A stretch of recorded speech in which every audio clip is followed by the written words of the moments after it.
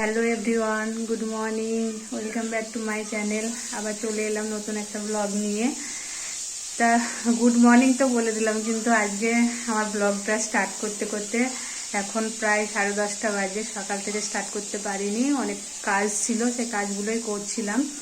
আর আজকে থেকে তো ছেলের পরীক্ষা শুরু হয়ে গেল, সেজন্য ওইদিকে একটু ব্যস্তই ছিলাম। আজকে থেকে ছেলের টেস্ট পরীক্ষা, ছেলে এবার মাধ্যমিক দেবে।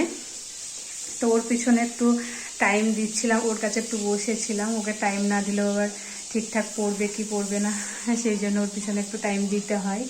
তাই সকাল থেকে ওর পিছনে একটু বসেছিলাম, বসে থেকে তারপর ওকে সেদ্ধ ভাত করে দিলাম। ও তো পরীক্ষা দিতে যায়, তখন আলু সেদ্ধ আর ঘি দিয়ে খেয়ে চলে যায়। এটাই ওর মানে যখনই যাই, যে পরীক্ষাই হোক না, সেটা দিতে যাওয়ার সময় আলু সেদ্ধ ঘি দিয়ে খেয়ে যায়। তাই ও আলু সেদ্ধ করে দিয়েছি, ও ঘি দিয়ে খেয়ে চলে গেছে পরীক্ষা দিতে। 11টা থেকে পরীক্ষা শুরু। আর এদিকে আমি রান্না আবার বসিয়ে দিয়েছি।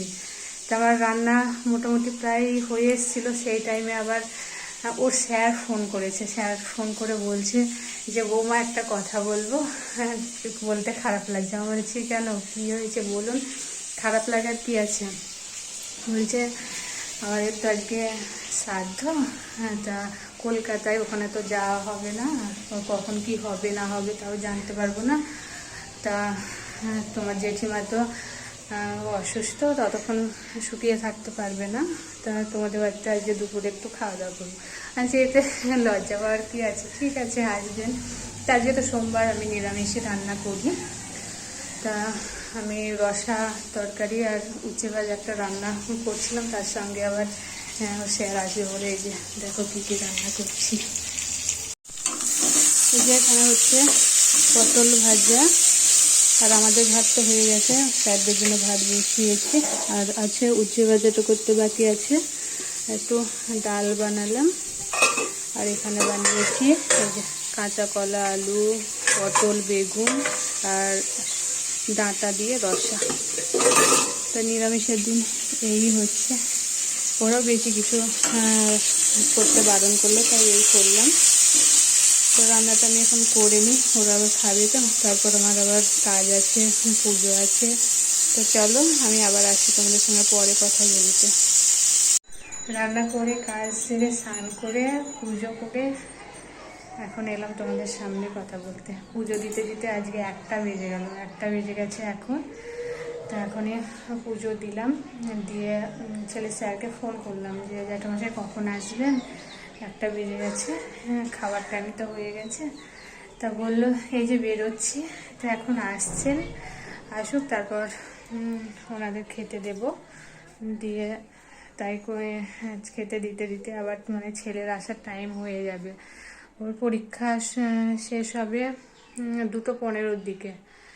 তা আসুক, দেখি পরীক্ষা কেমন হলো। আজকে ছিল বাংলা পরীক্ষা,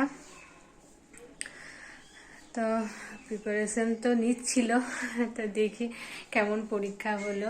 আসার পরে প্রশ্নপত্র দেখলে বোঝা যাবে।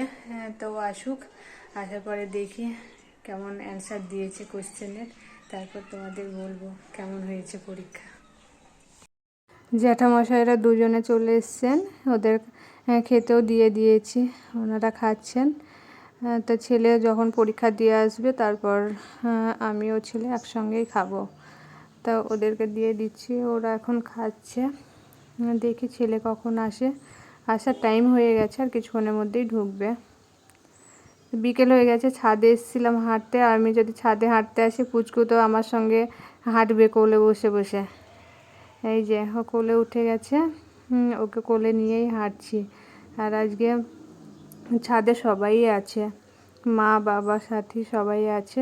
এই যে সাথী ওদিকে দাঁড়িয়ে আছে। আর বাবা ছাদের যে দড়ি টাঙানোর বাঁশগুলো ছিল সেগুলো নষ্ট হয়ে গিয়েছিলো, সেগুলো চেঞ্জ করছে। আর মা দেখো এই যে পুচকুকে কোলে নিয়ে দাঁড়িয়ে আছে। আর এই যে পুচকু দেখো আমার কাছে আসবে তাই হাত বাড়াচ্ছে। সন্ধ্যা হয়ে এসছে, এই যে চাঁদ দেখা যাচ্ছে। চাঁদটা বেশ খানিকটা গোল হয়ে এসছে, আর কয়েকদিন পর মনে হয় পূর্ণিমা হবে, তাই গোল হয়ে এসছে। রাতের খাওয়া দাওয়া কমপ্লিট হয়ে গেছে।